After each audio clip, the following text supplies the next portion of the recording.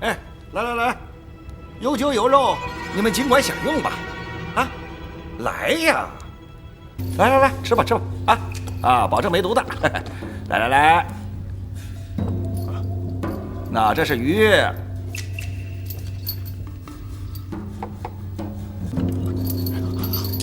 哎，还有酒。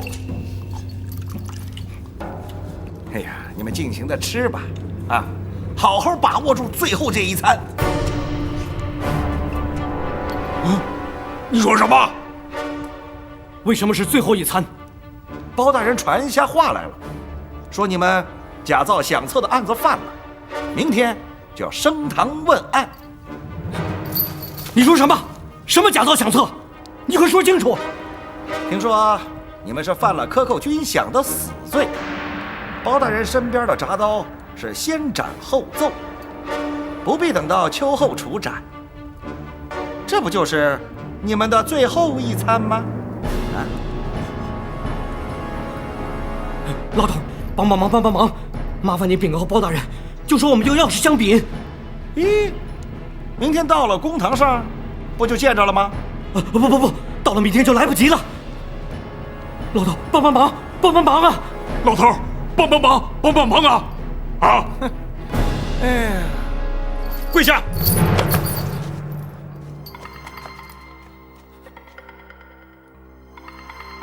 你们要见本府。是包大人，属下兄弟二人承认犯罪，请包大人从轻发落。你二人身犯何罪？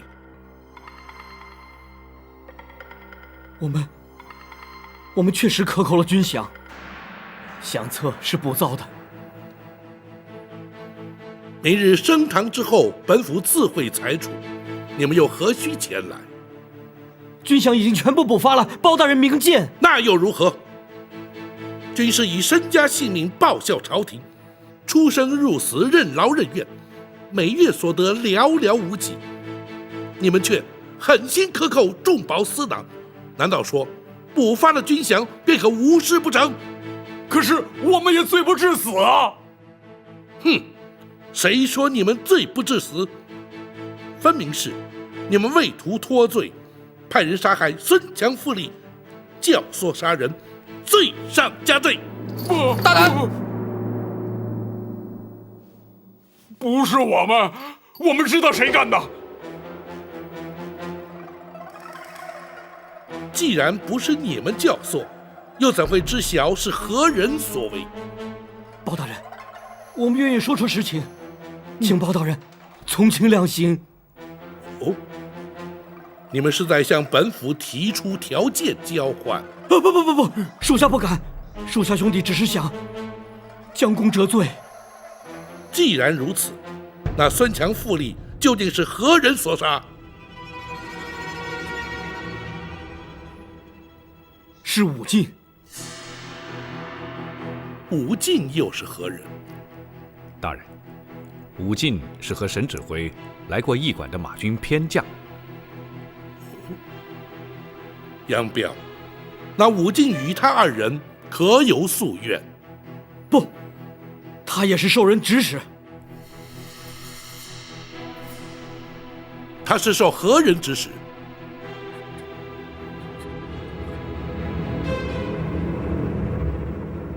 沈让，沈指挥。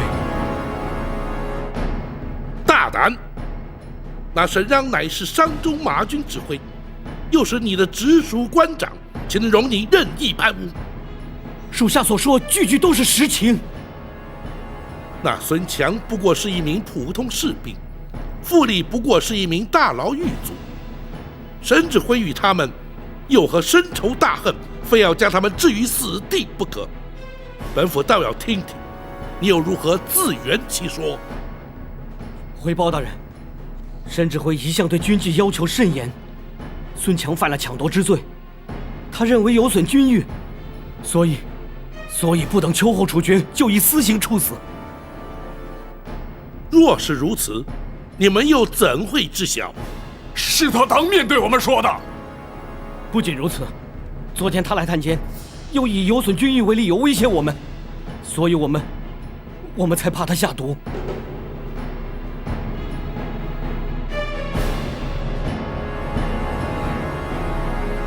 真相是否如此，本府自会查明。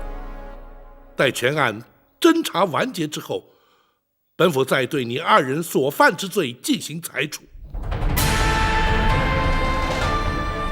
牢中饮食不必担心，本府可以确保无毒。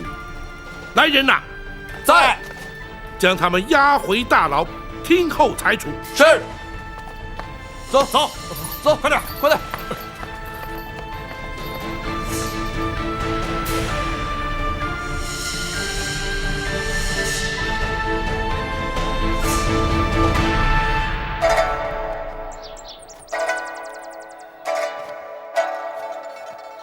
包大人，可是前往州衙提审了杨彪、杨豹？这，沈指挥，你是怎么知道的？别管我是怎么知道的，本座只问你，包大人问些什么话？但杨彪、杨豹又说了些什么？哎呀，我不知道啊，我根本就不在现场。你是商州知州，包大人提审他们，你怎会不在现场？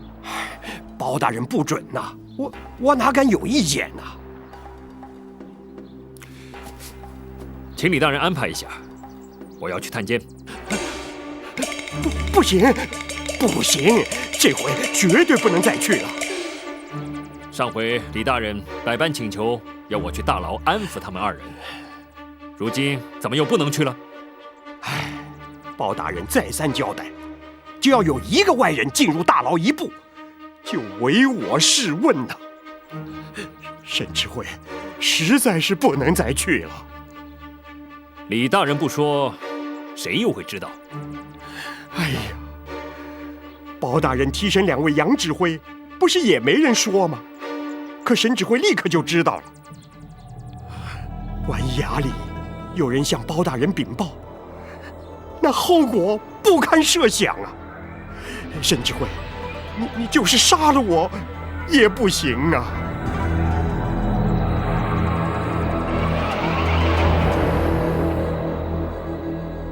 大人，方才在州衙，何不立刻传李全问话，也好确认沈让昨日究竟是否再度探监？不能急。李全虽然蛮憨无能，却也不能完全排除共谋的可能。倘若急于问话，只恐反而打草惊蛇。然而杨彪、杨豹兄弟二人既然肯承认伪造响册、补发军饷，可见他们的确非常害怕遭人下毒。那只是片面之词，不能尽信。或许是他们为求脱罪而采取的保命之道。不过既然他们供出了沈让与武进，就给了我们追查的方向。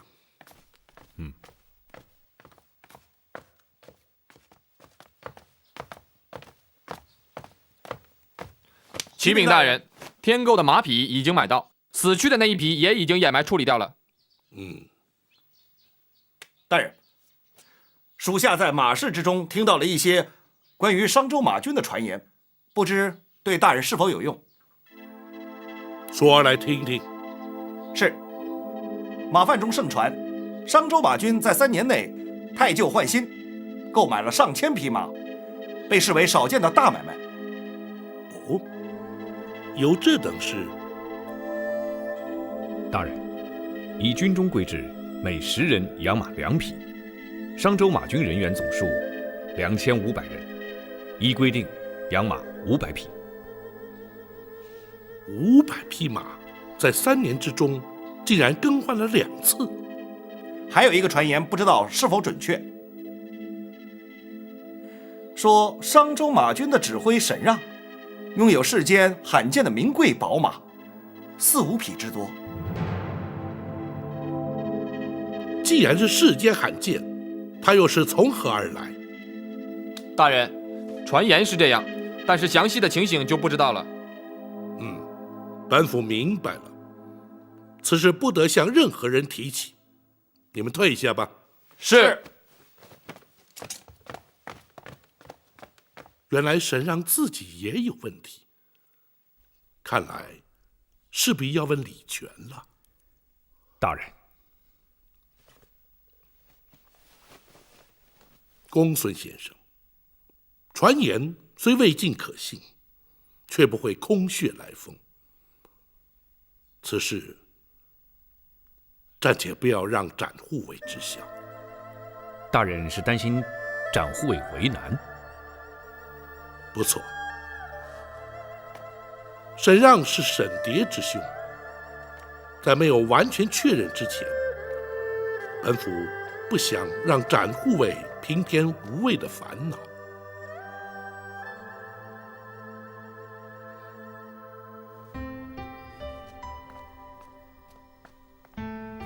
小心。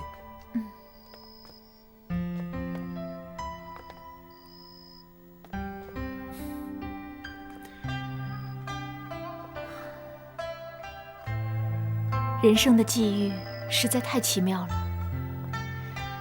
几天前的晚上，也在这里。那时候还不知道我是生是死，现在不但熬过来了，而且我们能够这么幸福的在一起。我跟你说过的嘛，会永远在一起。我记得你说过，这个世上没有任何事情可以拆散我们。这是我的承诺，我一定会做到。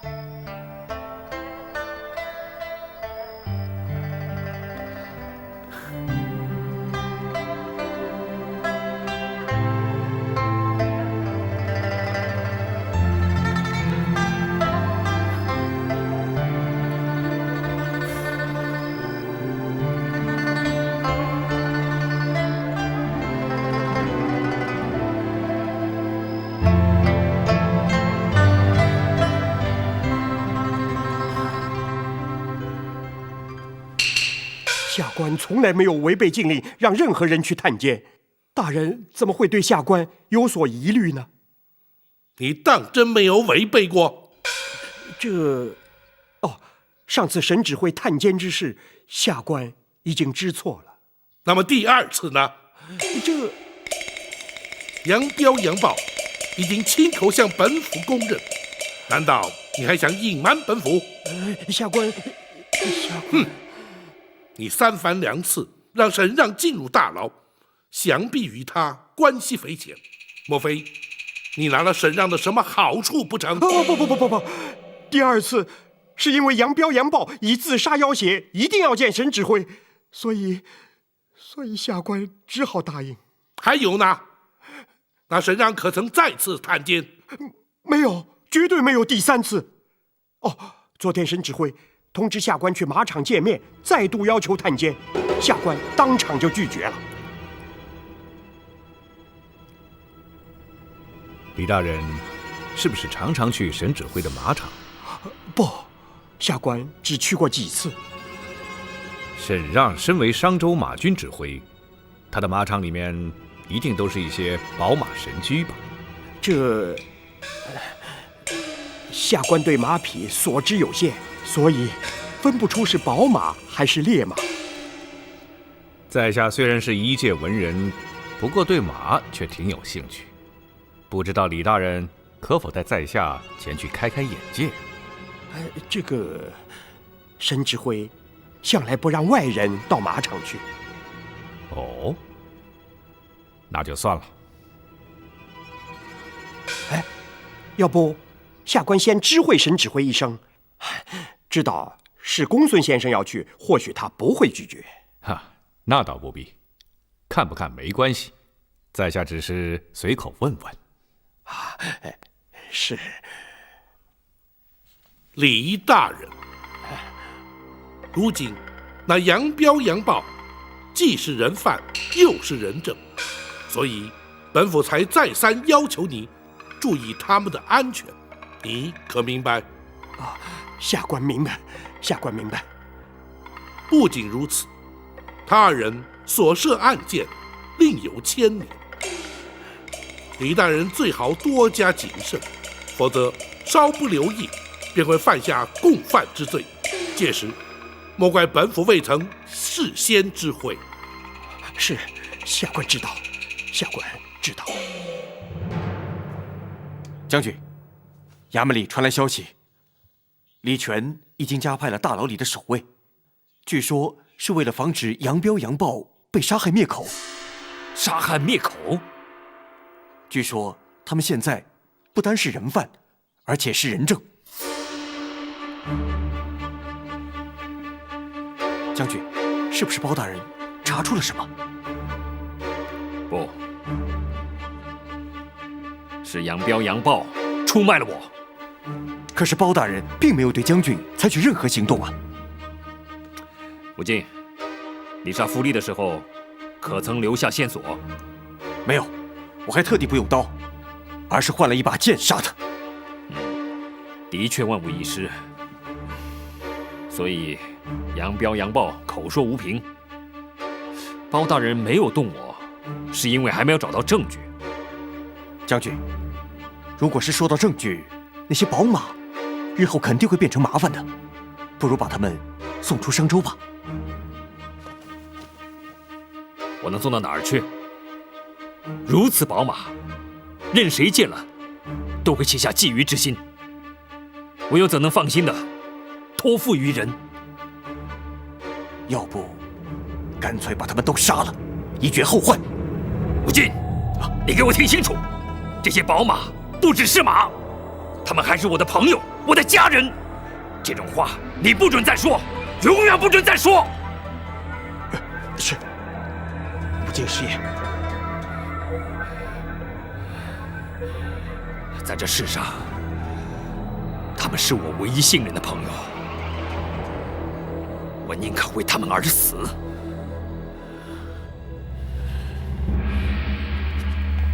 走，跪。包大人，是不是已经查明了武进才是杀死傅立、孙强的凶手？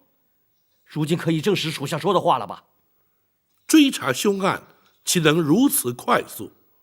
本府乃是有事询问。哦，我们一定有问必答。你们可曾去过沈指挥的马场？那是他的私人马场，一般不准人进去。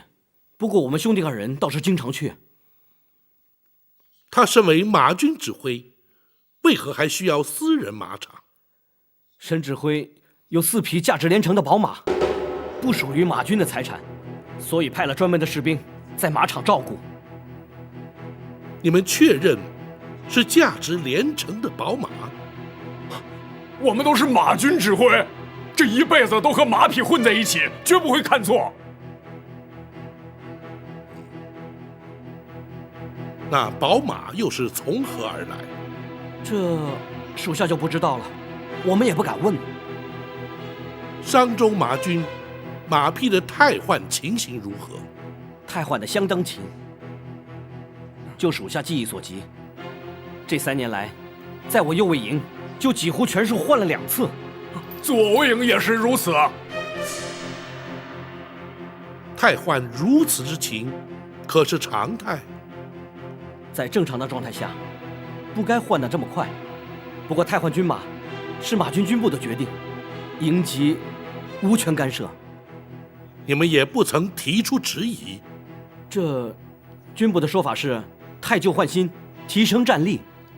可是新换的马普通的很，根本就很难挑出骏马，而且还有不少烈马。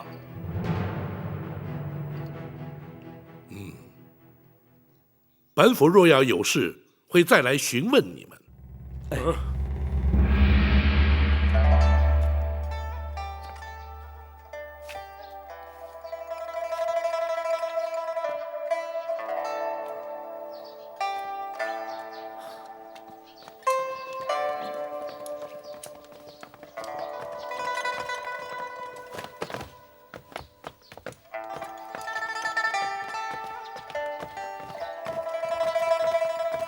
大人回来了。展护卫没有去陪伴沈姑娘，她已经好多了。大人，可以派遣任务给属下了。此案不必展护卫费心，就像本府说的那样，好好陪陪沈姑娘吧。啊，公孙先生，展护卫，大人还等着和学生研讨案情，展护卫莫要见怪。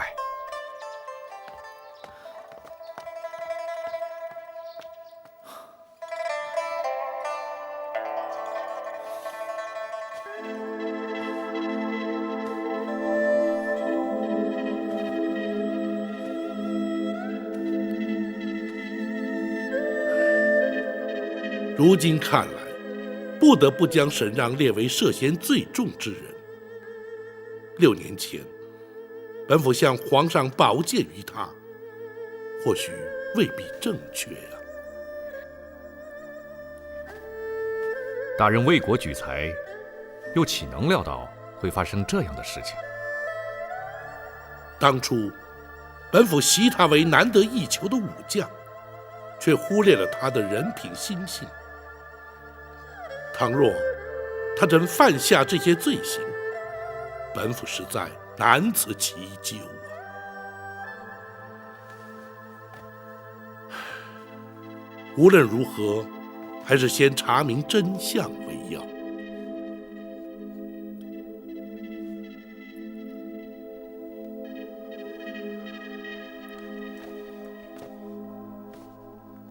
大人若要追查沈让是否涉案，所谓宝马名驹及换购军马之事，便是着手之处。然而，李全不识良莠俊烈，杨彪、杨豹又无实证。大人，展护卫去过沈让马场，想必知道。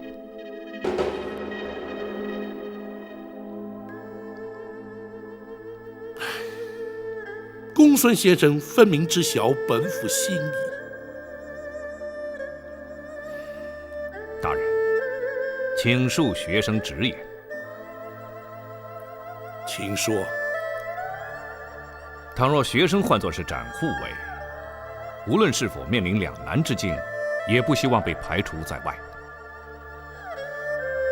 公孙先生此话怎讲？展护卫来自江湖，倘若因为涉及私人感情而失去追随大人之初衷，当初又何必投效朝廷呢？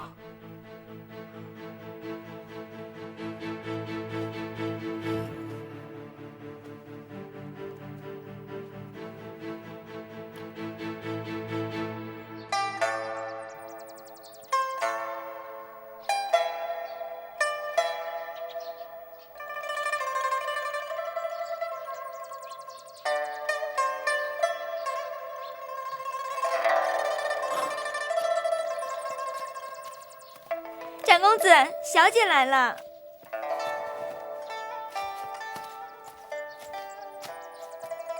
怎么又出来了？在屋里实在待不住，如果不是公孙先生交代要多休息，我恨不得能一直待在院子里。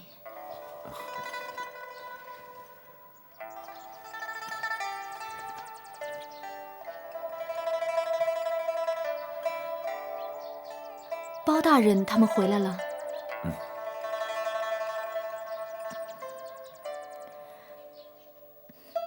你总不能一直陪着我，去看看包大人有没有事要你帮忙。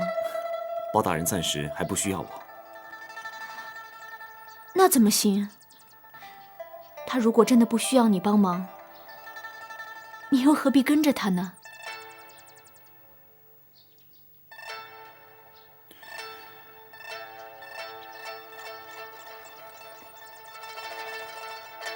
你怎么了？没事，我没事。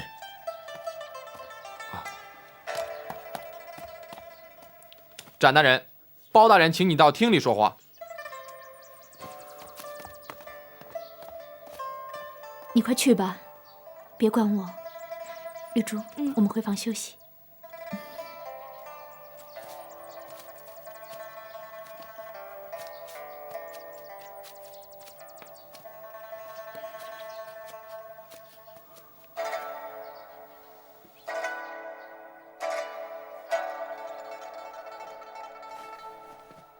在沈姑娘治病之前，你曾说过要带她离开，寻个无人之处单独相处。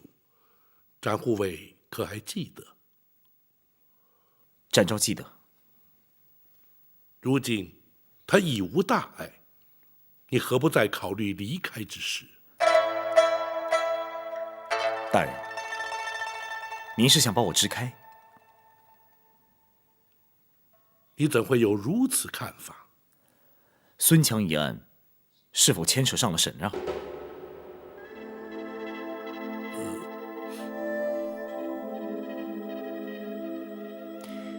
请大人不必隐瞒。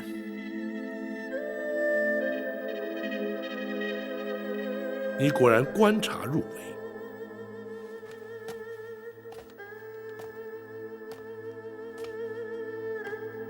不错，沈让的确可能涉案。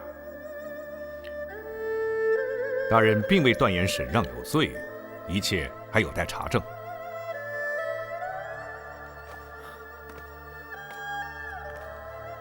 大人，可否让属下知道详情？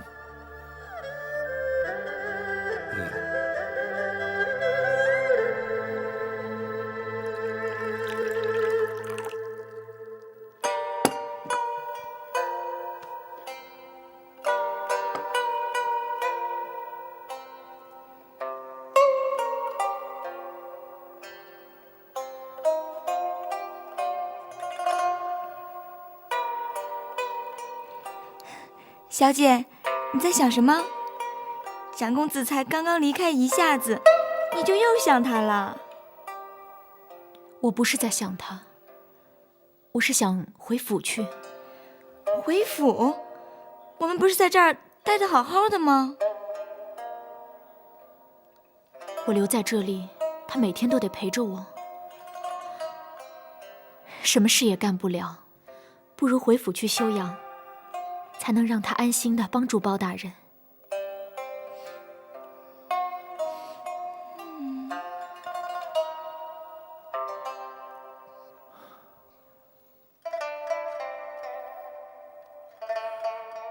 如今，虽然沈让只是涉嫌，可是一旦确认，你势必陷入两难之境。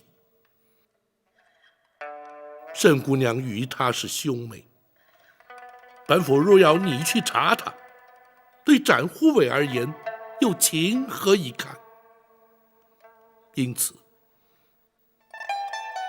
从现在起，你必须置身事外。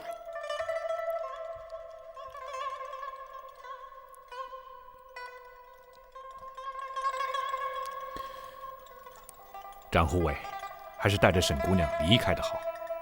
如果沈让真的有罪，沈姑娘肯定无法承受。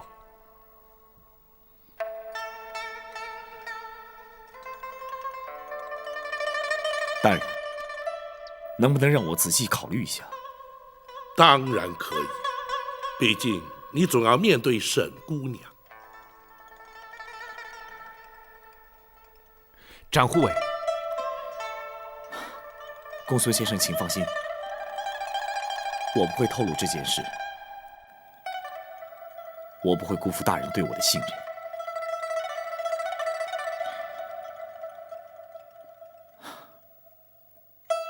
大人，马场我去过，只有一匹叫白龙的马，才能算得上是真正的名驹。那匹马由何而来，你可知道？沈让说，当年他马术夺魁之后，一位王爷送给他的。如今，他已经将白龙转送给我。送给你？他说，那是沈家给沈蝶的嫁妆。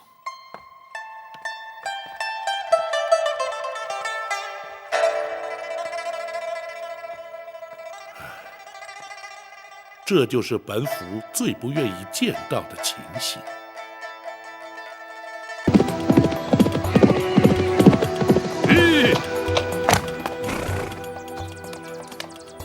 白龙，别怪我把你送人。不过你的新主人会像我一样疼你的，你不必担心。将军，白龙是将军拥有的第一匹宝马，又是将军最疼爱的一匹马，你怎么能舍得送给展昭呢？我一生中，除了这些宝马之外，小蝶是唯一让我挂心的。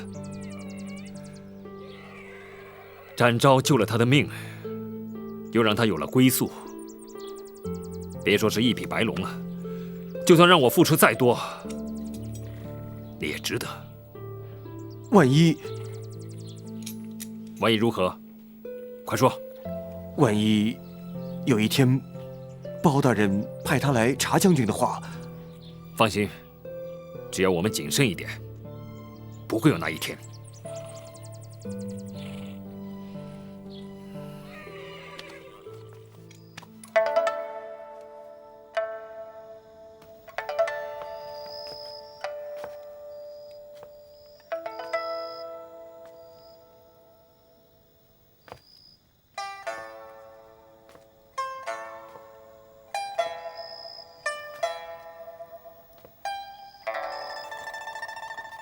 小姐慢点儿。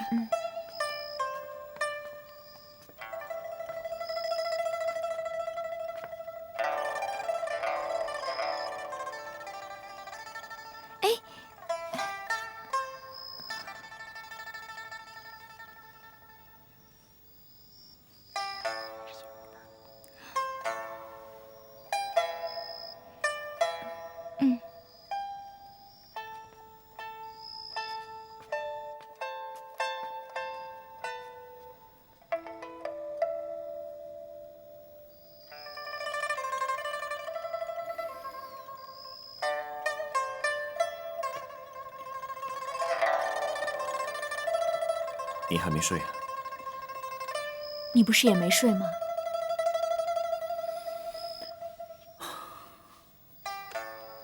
记得我在接受公孙先生治疗的前一天晚上，也是这样的情形。你也睡不着啊？那时候我在担心你。现在我的病已经治好了，你又为什么睡不着？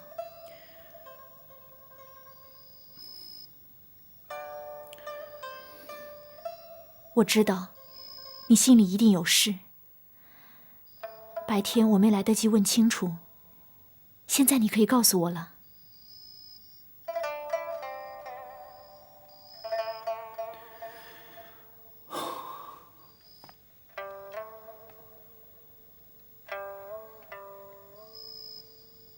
你不要担心，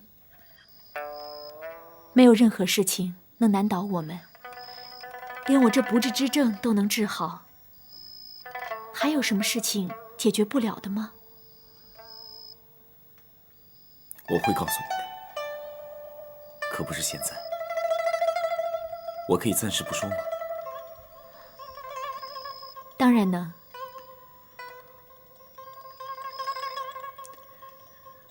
在这之前，我希望你答应我一件事。好像我记得，我也对你说过这样的话。你说过。好，现在我的回答也跟你一样，我答应你任何事情。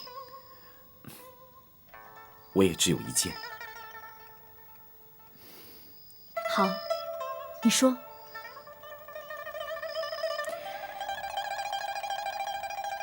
听我的话，回家去休养。你别误会，我并不是要赶你走。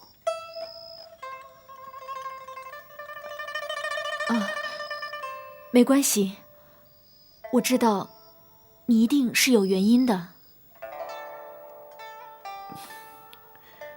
如果你继续留在这里，包大人一定会要我专心陪着你。若是这样，我就无法帮包大人办事了。我知道，其实我也不希望因为我的原因而影响到包大人的公事。更不想成为你的负担。你放心，我每天都会去看你。你不用担心我。其实，我也早就觉得应该回去。一直待在这里打扰包大人，实在是不应该。小蝶，我说的都是真心话。其实，就算我回家去住，你也可以来看我，我也可以到这儿来看你呀。不行，你不能太累了，我去看你就行了。只要你不耽误公务就行了。这样吧，去问问公孙先生，听听他的意见。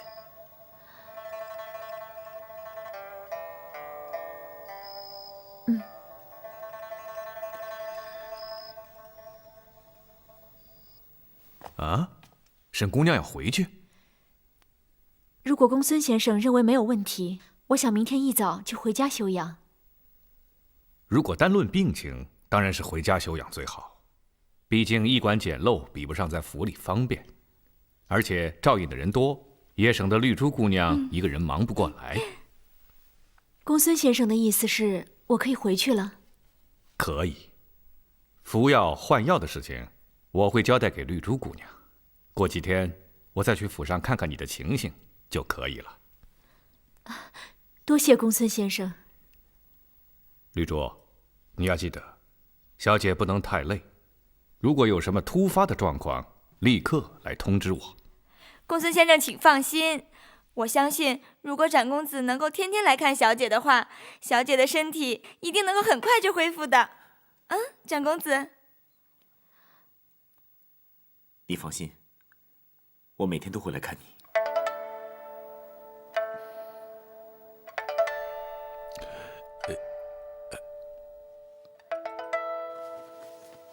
哦，沈姑娘要回家去。是的，明日一早就走，展护卫会亲自送她回去。学生跟她说，大人正在宫忙，所以没有让她来辞行。也好。像沈姑娘这样一个无辜的女孩，连本府也不知该如何面对呀。依学生推测，沈姑娘于此时离开驿馆，应该是展护卫的意思。不错，只要沈姑娘在她身边，她就更难决定。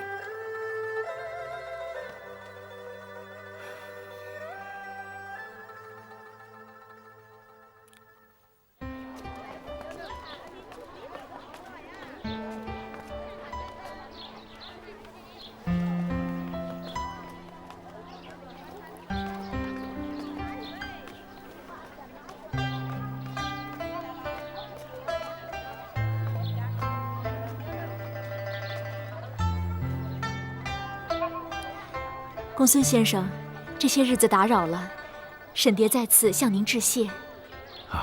沈姑娘不必言谢。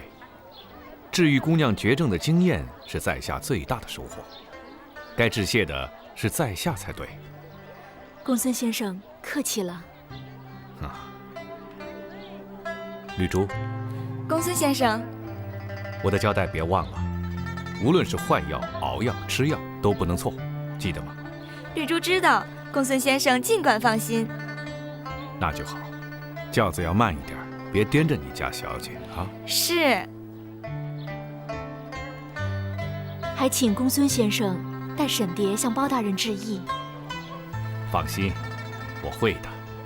你还是早点回去休息吧。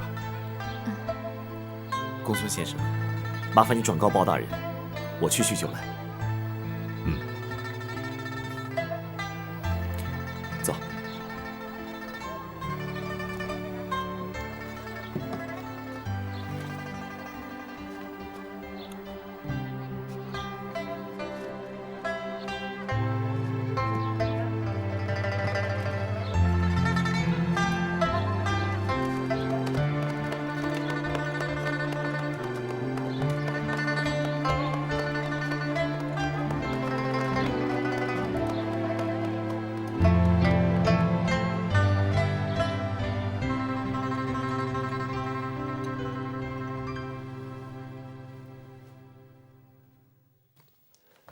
将军，什么事急成这样？小姐回府了。什么？是展昭送回来的，现在正在厅中等候将军。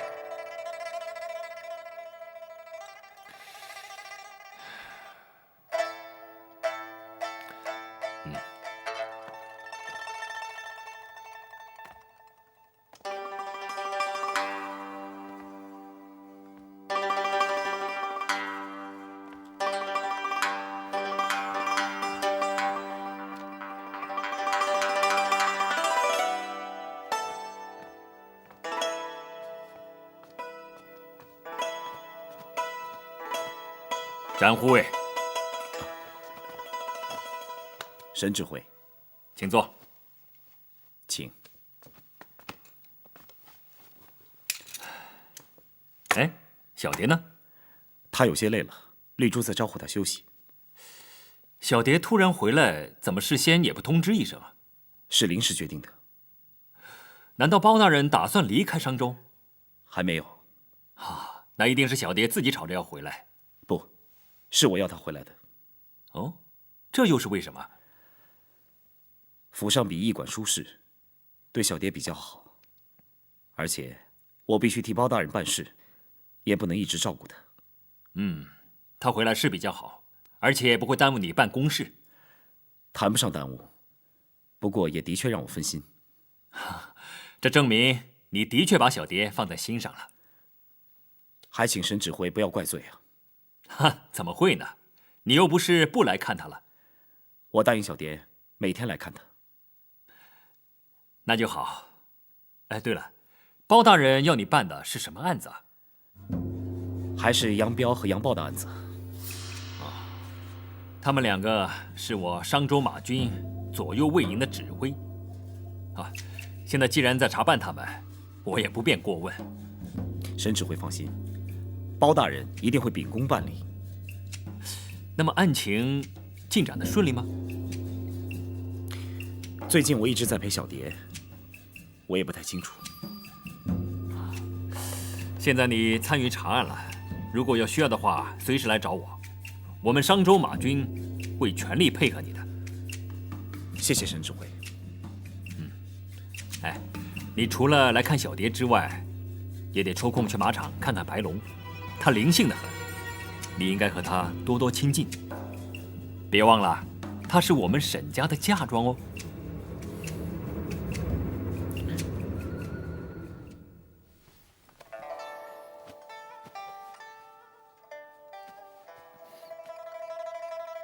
他走了吗？他走了，他是等将军回府后聊了半天后才走的。他们都聊了些什么呀？我哪知道呀，将军才不准我待在客厅呢，我可不敢再惹他生气了。吕珠，将军，别在小蝶面前把我说得太凶，我这妹妹会怪我的，知道吗？是，将军。哥。哎，小蝶，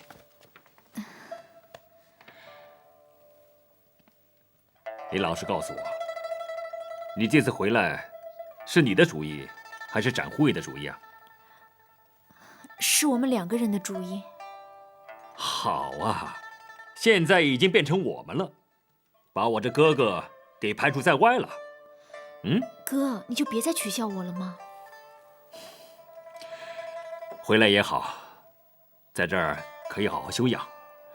他呢，可以好好帮包大人办案，而我可以天天看到我的宝贝妹妹，皆大欢喜嘛。哎，哥，包大人要他办的什么案子啊？我怎么方便问他呢？不管是什么案子，都跟我们扯不上关系的。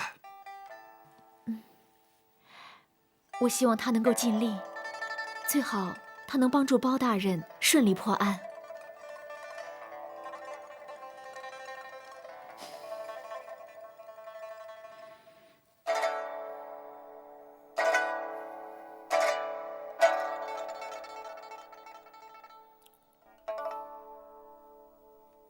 你考虑过了？是。你决定如何？大人，请让展昭参与查案。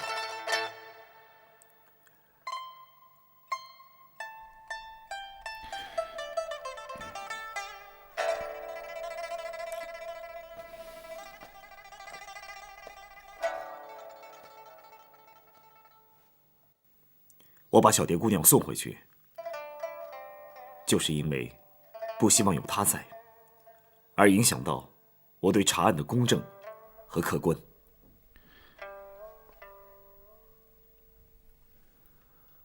可是这么一来，你和小蝶姑娘之间恐怕会……如果沈让真的有罪，到时候他最需要的是关怀和安慰，我会和他一起面对，不管他会不会责怪我。展护卫，当然，我希望查证的结果能够证明沈让无罪。两种结果都有可能，不过展护卫要有个准备。无论结果如何，我都会坦然接受。好，既然展护卫已有准备，大人，不，我不同意。大人，本府办案一生，最不愿意见到的，就是公与私之间的矛盾。即使能够做到所谓的大义灭亲，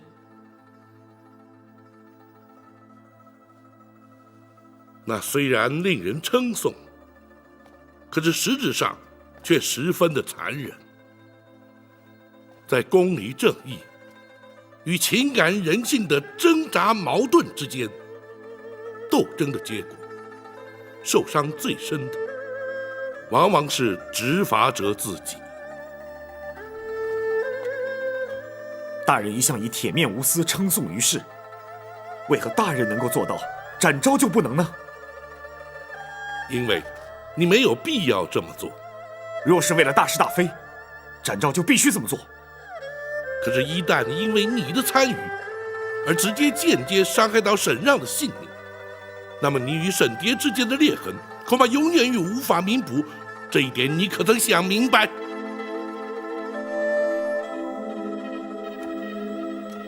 展昭出身江湖，一向讲求是非黑白、善恶对错。追随大人多年，大人对属下的言传身教，属下铭记在心。这些年，属下也从未因私而害公，更一直引以为傲。大人，展昭心意已决，请大人成全，不管后果如何，展某一肩承担。既然你知已如此，本府不再坚持。好，你可以加入查案。多谢大人。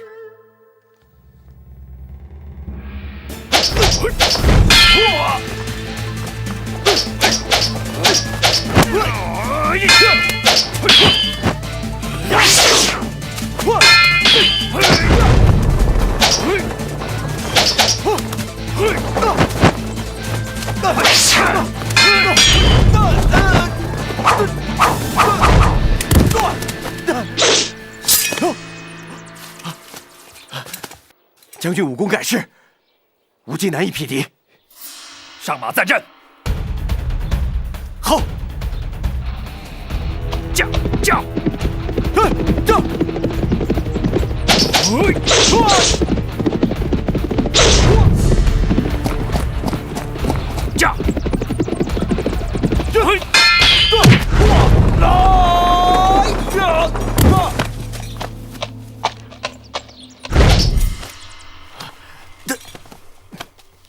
将军，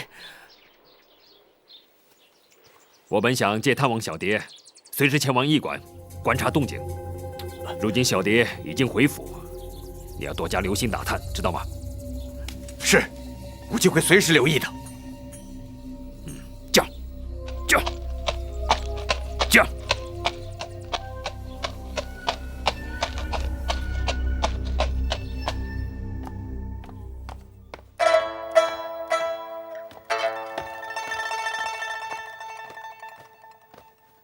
马场除了白龙之外，其他的马匹只能算是一般的军马，并没有看见所谓的宝马神驹。杨彪、杨豹和马氏的传言是否有误？其他的马可能已经被他藏起来了。有可能。可是他为什么不把白龙也藏起来呢？这是因为他要把白龙送给你，甚至可能想利用你来证明，他只有一匹白龙是宝马，而且是合法获得的。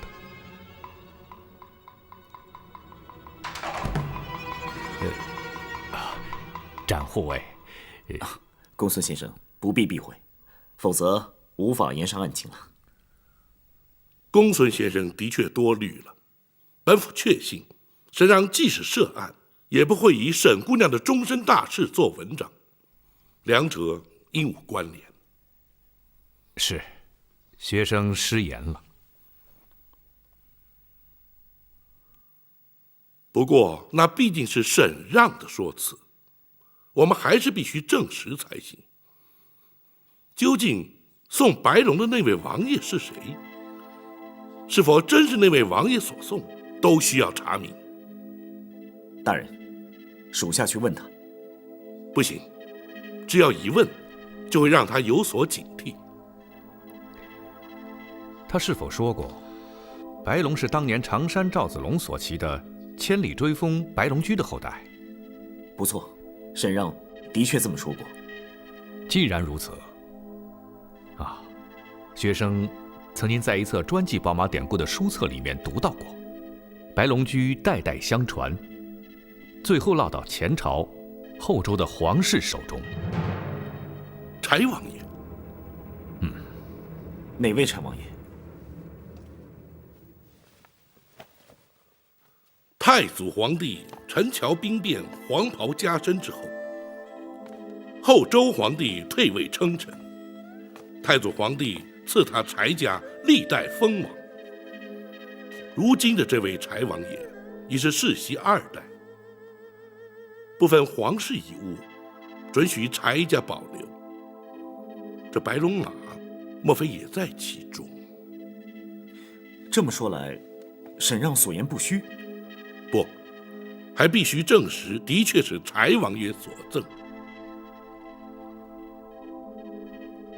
大人与柴王爷私交甚密，只要大人修书一封，快马传递，相信很快就能得到答案。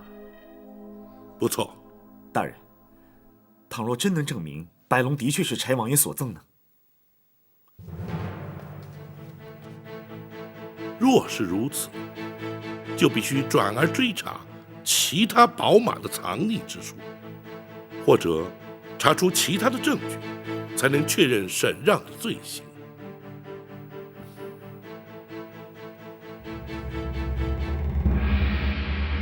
不可能啊！包大人，那些宝马的确在马场里。然而，据本府所知，马场之中，除却一匹白龙之外，其余皆是普通军马。包大人，我们去过马场好多回啊，不会看错的。是沈指挥，一定是沈指挥把马藏起来了。哦，那么他又会藏到何处？这属下就不知道了。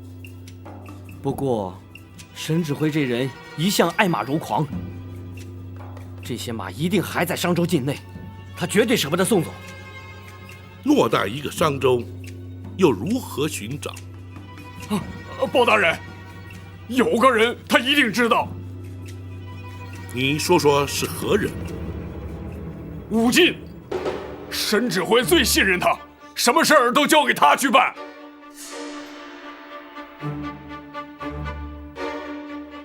那武进究竟是什么出身？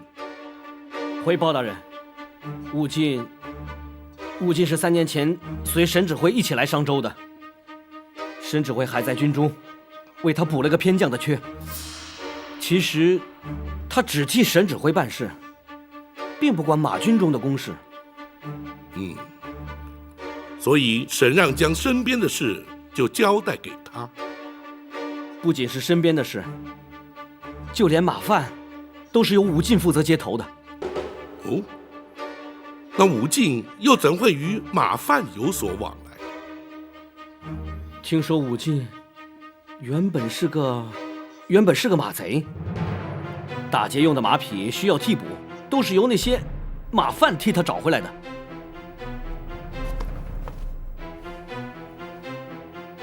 沈让身为马军指挥，怎会将一名马贼带到军中来？听说沈指挥曾奉令剿灭马贼，抓住了武进后，却没有上报问斩，从此以后，他就跟着沈指挥了。此事想必他们不会对外演讲，你又怎会知晓？回报大人，属下在马军10年，和那些马贩都已认识多年，是他们告诉属下的。你且将那些马贩的姓名、住处交代清楚，本府自会查明。是。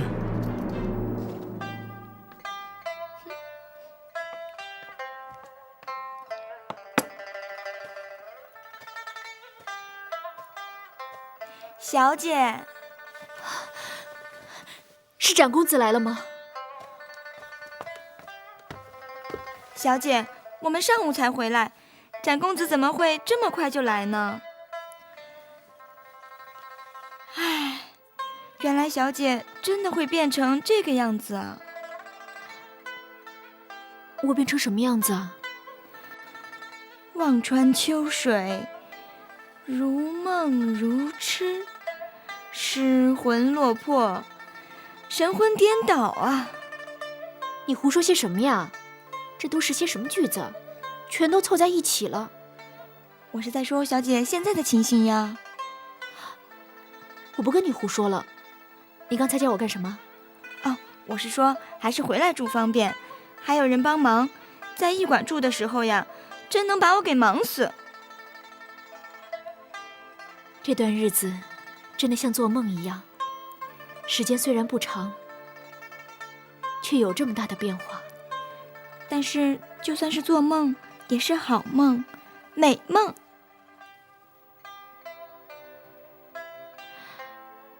真怕梦会醒过来，一切都又变了样。不会的，小姐，老天爷才不会对你这么残忍呢。但愿如此吧。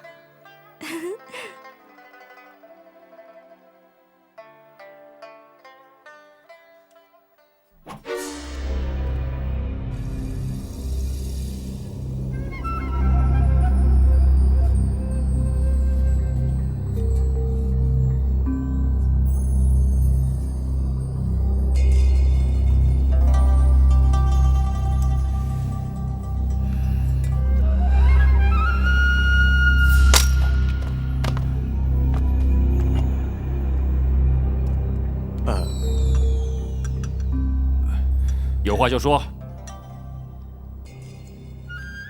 将军那一天和展昭比试，你想知道胜负如何？是。展昭的武功的确不差，虽然我们只是拳脚相搏，点到为止，可是彼此应该不相上下。如果用上将军的大刀呢？那就不同了，我用的是大刀，刀走霸气，适合马上交锋。他用的是剑，剑走轻灵，适合近身搏击。怎么？你想和他比试一下？是。不知道武进这把刀，你的长刀兼具马上近身之长，却同具其短，在马上不够霸气，近身不够轻灵，你应该不是他的对手。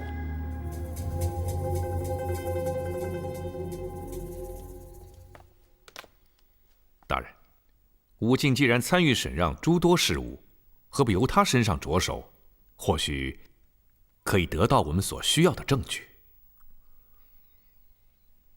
不，他有一名马贼，专为追随沈让，二人之间必有外人所不知的关系。只怕非但追查不出，反而会打草惊蛇。还是等收到柴王爷的回函再说吧。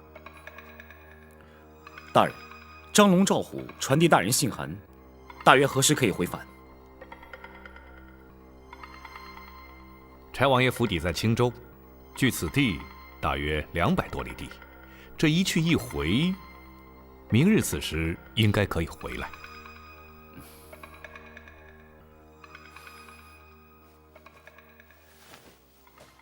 有关宝马民居之事，如今犹待查证。在此之前，可以将马军账册调出查看，借此可以查出，在汰换军马之时，沈让是否从中谋取不法利益。大人若去查马军账册，岂不是让人有了防备？公孙先生素有过目不忘之能，倘若只在当场查阅而不带回驿馆，想必不致起人疑窦。公孙先生，学生在。叫李全通知沈让，明日前往州衙与本府见面。是。大人，属下要做些什么？你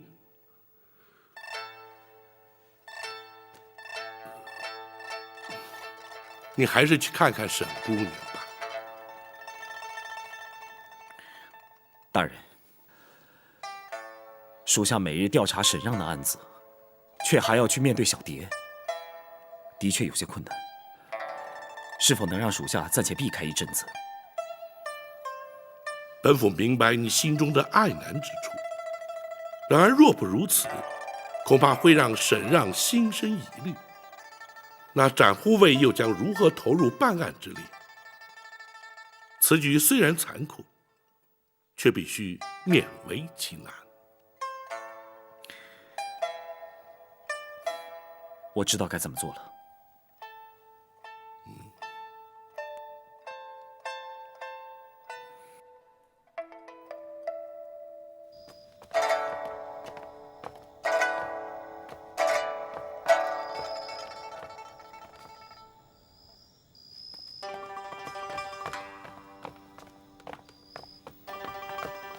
展护卫，沈指挥，包大人已令李全李大人通知我前往州衙，你又何必再跑一趟？我是来看小蝶的。待会儿我想去马场看看白龙，还请武进帮忙带路。那是当然。武进在，你留在府中待命。是。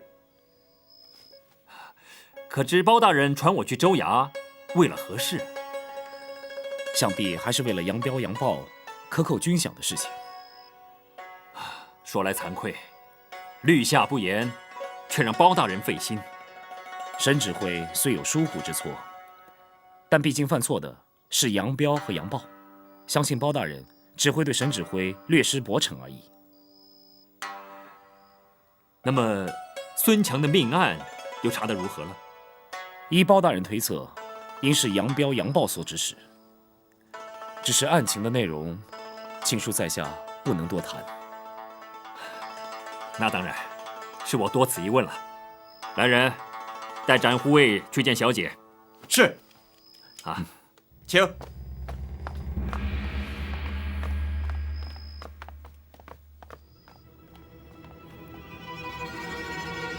将军，包大人真的相信孙强命案是杨彪、杨豹所为，而没有怀疑吗？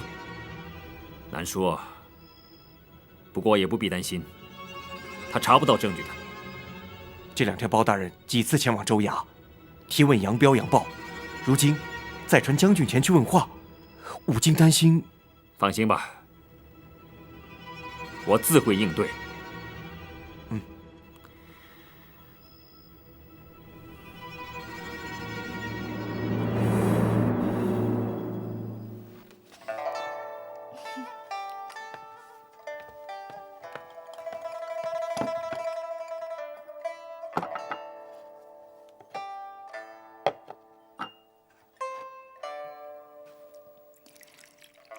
长公子请用茶。谢谢。小姐，我去加点热水。你和长公子也可以说说贴心话。这丫头，去吧。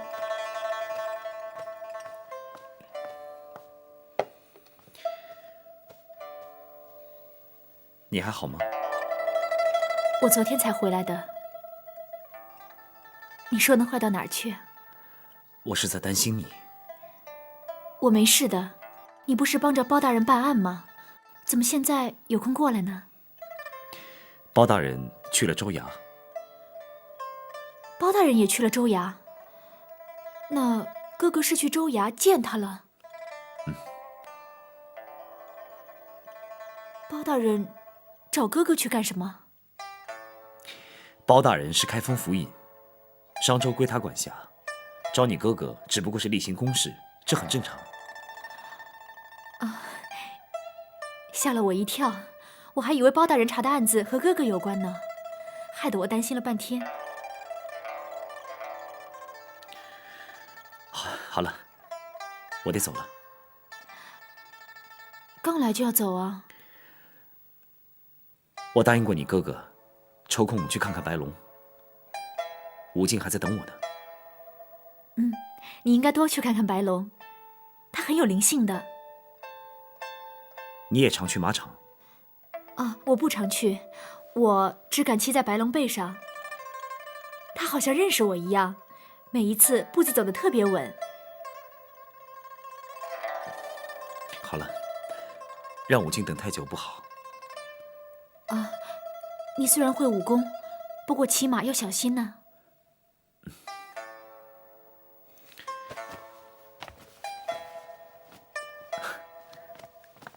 小蝶，你放心，我的骑术不比你哥哥差。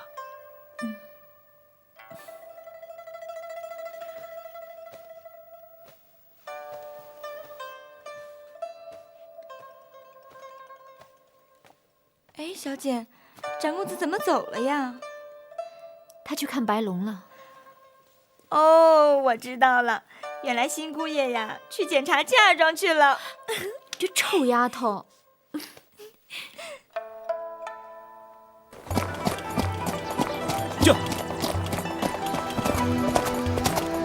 这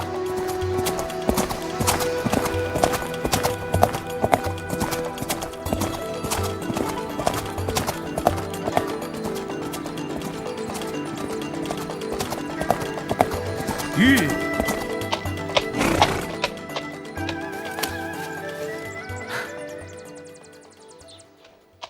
的确是匹好马，这是将军最爱的一匹。那其他的呢？将军爱马，每一匹都是他的珍宝。这些都是好马，可是比起白龙，就差多了。宝马良驹，岂可多得？哼，不错，能遇上一匹已经难能可贵了。听将军说，你的武功很高。那是沈指挥抬举我了。哼，将军的武功也很高，我曾经是他的手下败将。是吗？听将军说，你和他打成平手。那只不过是过过拳脚，点到为止。如果用兵器呢？没有交过手，很难定论。将军用的是长兵器大刀，如果在马上，你一定不是他的对手。我跟沈指挥恐怕没有机会用兵器较量。战护卫，我想和你较量一下兵器。哼，我今天是去看你家小姐的，我没有带兵器。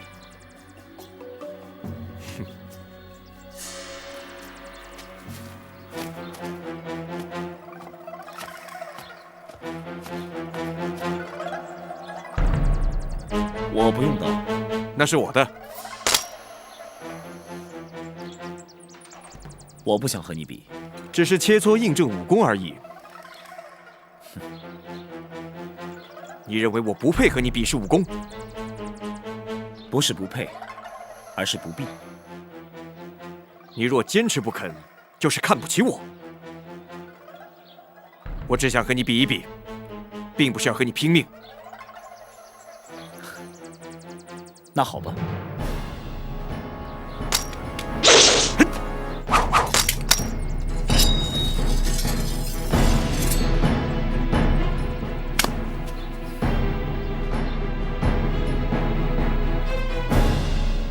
末将参见包大人。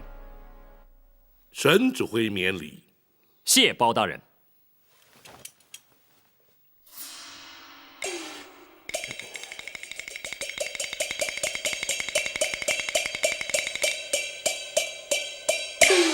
沈指挥可知，本府传你前来所为何事？末将不知。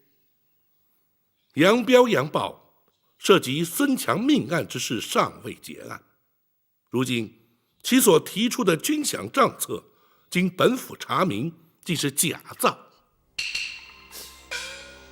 竟有此事？末将失察，请包大人降罪。待全案终结之后，本府自会将你督下不严之罪一并裁处。是，末将静候惩处。本府执掌开封，商州隶属开封管辖，本府职责所在，不能不追根究底。那杨彪、杨豹竟能假造饷册，其他各营又怎能不查？是，末将立刻将各营饷册送往驿馆，请包大人查阅。不仅是饷册，举凡兵籍名册、往来文书，一概要查，也免得还有其他弊病。可是数量繁多，送往驿馆恐有不便，请包大人明鉴。不必送来，公孙先生自会带本府前往各营查看。是，末将全力配合。马军何处军营据此最近？回包大人，是左卫营。左卫营已有严重失误，不是要查，而是要办。待杨豹结案之时，一并处理。是。其次便是马军军部。沈指挥亲自掌理的马军军部，还需要查吗？末将自问并无疏失，坦然受检。好，就从你马军军部查起。